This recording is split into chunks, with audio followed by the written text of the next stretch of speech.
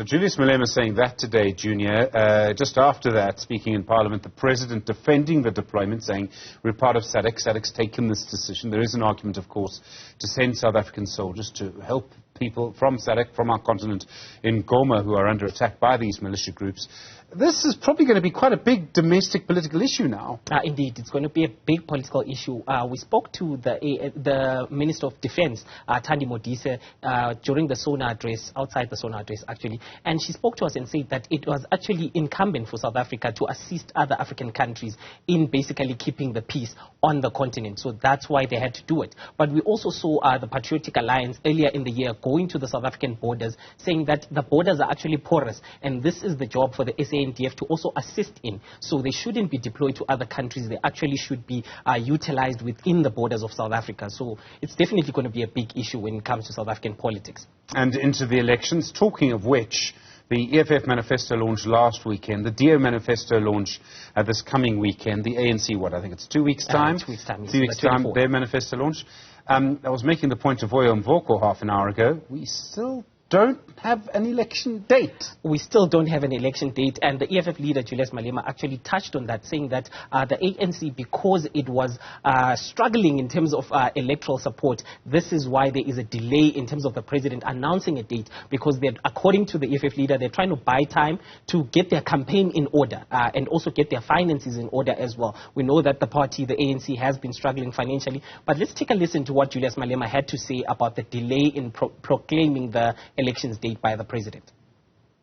We reiterate the call for Cyril Ramaphosa to announce the election date, as his delay will not save him from his inevitable removal from office. Until then, all South Africans must continue to register to vote on the IEC elections website, as the voters' roll remains open until such a time the election date is proclaimed. It's been interesting watching the State of the Nation address and the debate and everything that's followed without the EFF. They did have their manifesto launch over the weekend. Obviously, the EFF will be pleased with how it went, or that's what they'll say. What are the main points from that? Indeed, they were not there at the SONA. I guess it gave them enough time to prepare for their manifesto launch in KZN, because they had indicated that they want to fill up the stadium with people from KwaZulu-Natal. They did not want to bus in people from different provinces, because they feel they're a national party and they have a footprint in KwaZulu-Natal.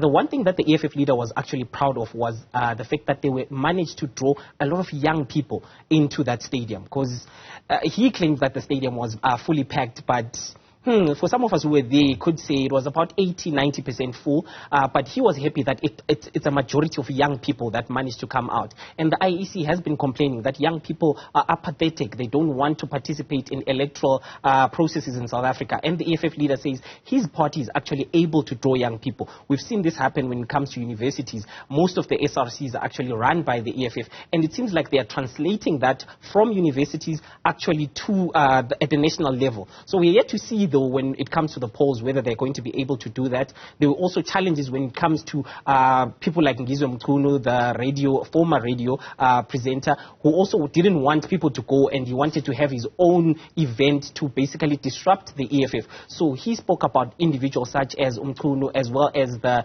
treasurer, the secretary in KZN, the ANC, Begim Tolo, saying that those people were basically encouraging tribalism by saying that people should not go and attend an event that is being hosted by an EFF leader who's actually from Limpopo and not from KZN. So those were very strong words from the EFF leader. I mean, would Begim Tolo say that when the ANC leader, who's from further north than Limpopo, in a way. So that's what Julius Malema was surprised by. He says that the ANC has a culture of tolerance, whether it's political party, whether it's tribalism. Like, the ANC does not support that. So that's why he's shocked by the utterances by Begim Tolo as well. We know that the EFF spokesperson in KZN has actually been arrested as well, because he went and disrupted Ngizwe Mkhunu's briefing that was supposed to basically talk to people about not attending the EFF rally. So there's been a lot of commotion in the volatile KwaZulu-Natal politically, so he was urging calm and political tolerance today.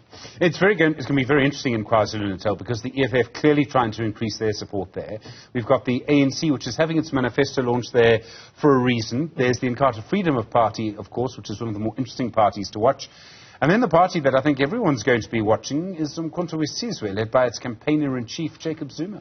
Indeed. And recent polls actually showed that Umkhonto weSizwe is expected to gain a lot of ground in KwaZulu-Natal in particular and win over about half the votes that the ANC got at the last general election. So that's the expectation there. But the EFF is confident that it's going to gain ground in KwaZulu-Natal because the ANC has been losing a lot of power in the local government elections. They didn't do so well. So the EFF leader is actually confident that they might do very well in KwaZulu-Natal as well as here in Gauteng.